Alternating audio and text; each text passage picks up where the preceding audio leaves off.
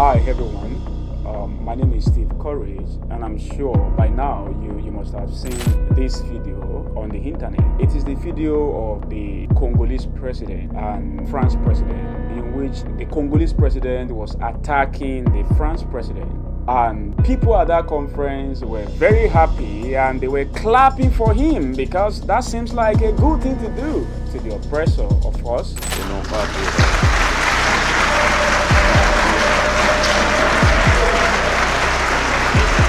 When this video got to the internet, it went viral and a whole lot of people were dropping comments to show how much they like and appreciate the courage of the Congolese president for standing up, for speaking to the oppressor. But there is a problem. The problem is most Africans who are clapping for the Congolese president and those who are dropping the comment to say, yeah, that is what African leaders should do to the oppressor. Most of these people don't understand what really led to that argument. And in this video, I'm going to show you what led to that argument. And after I show you all the facts in this video, if you are one of the people who have been laughing before, you'll probably start crying for Africa.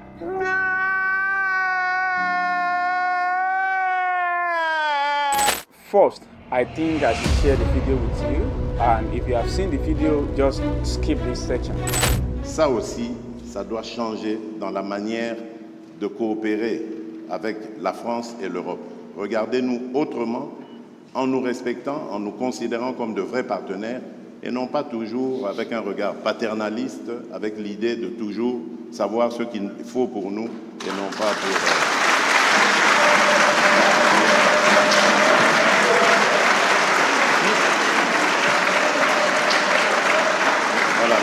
Si le président Tshisekedi m'y autorise, je voudrais apporter un commentaire au commentaire.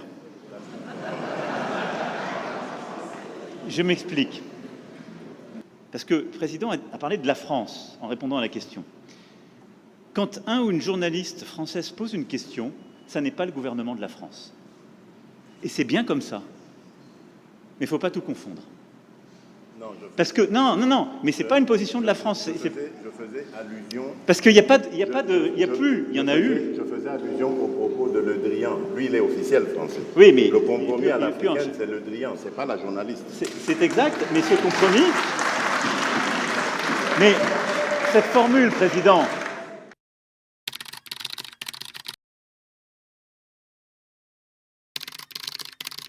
On 24th of May 2021, the Malian army, led by the Vice President Assimi Goïta, overthrew the President of Mali and became the interim president. 8 months after, that is January 28, 2022, the French Foreign Minister Le Drian said in public that the military ruler of Mali were getting out of hand. He also called them illegitimate because, of course, they overthrew the government. As expected, when the French foreign minister said something like that, many African leaders were not happy because they felt that, oh, France is not supposed to be telling Mali what is legitimate and what is not legitimate, what is good and what is not good, because of course Mali is a sovereign state, right? This is the exact statement the Congolese president was referring to in this press conference. So I want you to listen to it again before I tell you something that is crazy. Et non pas toujours avec un regard paternaliste, avec l'idée de toujours savoir ce qu'il faut pour nous et non pas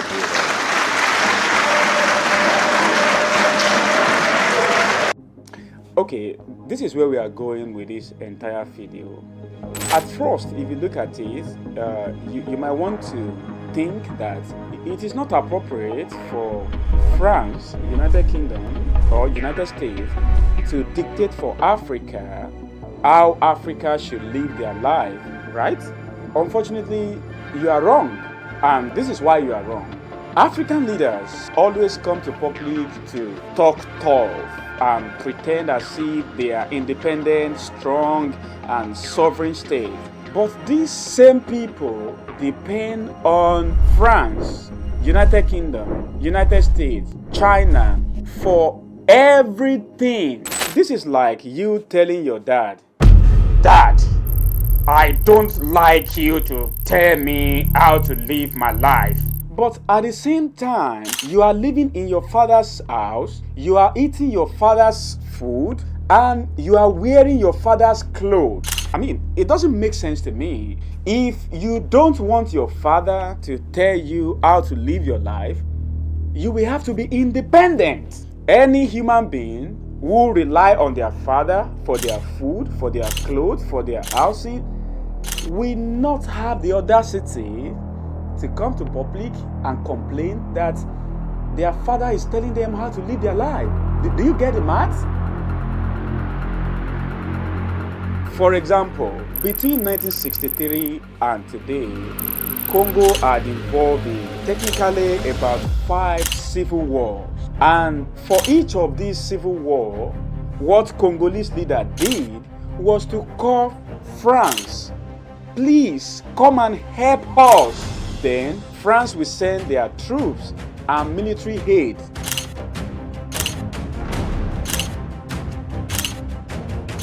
As we speak today, France is having more than 3,000 troops in 5 countries of Africa. These French troops are helping these 5 African countries either to fight civil war or terrorism. Do you know how much it costs to finance this troop? France is spending these billions of dollars every year for the military aid of all these countries. But tomorrow, you will come to public to tell us that you are a sovereign state. I am sorry, any man who still eat from his father's pot, any man who still live in his father's house, any man who still depend on his father for his clothing does not have the right to go to public and complain that his father is trying to dictate how he lives his life. Think about this. According to the Organization of Economic Cooperation and Development, between 1970 and 2012, this is the amount of money the French government spent on Africa. In the years between 1970s and 1979, France spent $2.8 billion averagely every year on African countries. Between 1980 to 1989, France spent $3.9 billion every year on Africa. 1990 to 1999, $4.7 billion every year on Africa. 2000 to 2010, $4.1 billion every year. 2010 to 2012, $4.3 billion every year. It doesn't matter whether it is flood, fire outbreak, poverty, HIV, or COVID-19. Wherever Africa has problem, they run to the West. Call France, call United Kingdom, call United States. Hold on and think about this. In the last 50 years, France had spent more than $200 billion on Africa. The question I want to ask you is this. When African leaders are running to France, United Kingdom, China, US to collect aid, do you think these countries are giving African leaders $2 billion, $3 billion, $10 billion because they love Africa? Oh, come on. Do not be childish. Think about this for a moment. Imagine I come to your house and I present a gold watch for your wife today. And in the next 1 month, I come to your wife again and I give your wife iPhone 17. I have no idea. Is there anything like iPhone 17?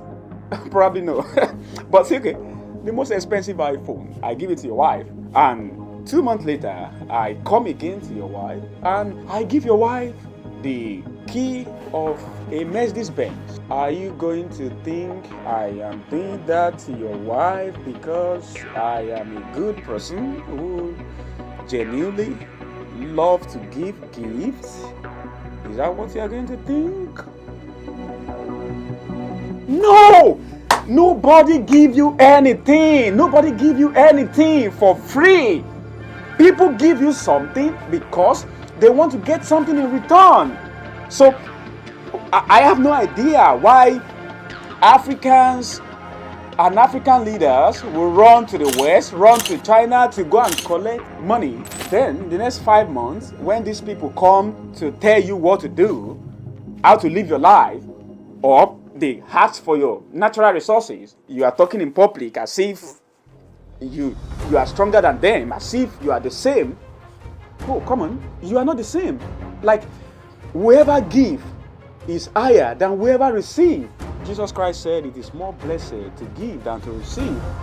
What he did not say is that whoever give has more power than whoever receive. I am sure many of you have read this book, right? But let me remind you 2 laws in this book, and that is Law 11 and Law 40. If you have this book, you can open it. Law 11 in 48 Laws of Power read, learn to keep people dependent on you. Why? Law 40 read, despise the free lunch. These 2 laws are talking about exact same thing, but for different people. If you want to rule over people, if you want to dominate people, if you want people to be your slave, you have to figure out how to keep them dependent on you. The way you do that is by giving them free gifts. Free gifts. Do not forget this. France spent more than $200 billion on Africa in the last 50 years. That is a way to keep people dependent on you. When you do that, they are your slave. It doesn't matter whether they come to public to talk as if they are tough. They will obey you. Think about this. Imagine you come to my house to eat breakfast every morning because you are broke, and I ask you to clean my living room for me. You think you wouldn't do it?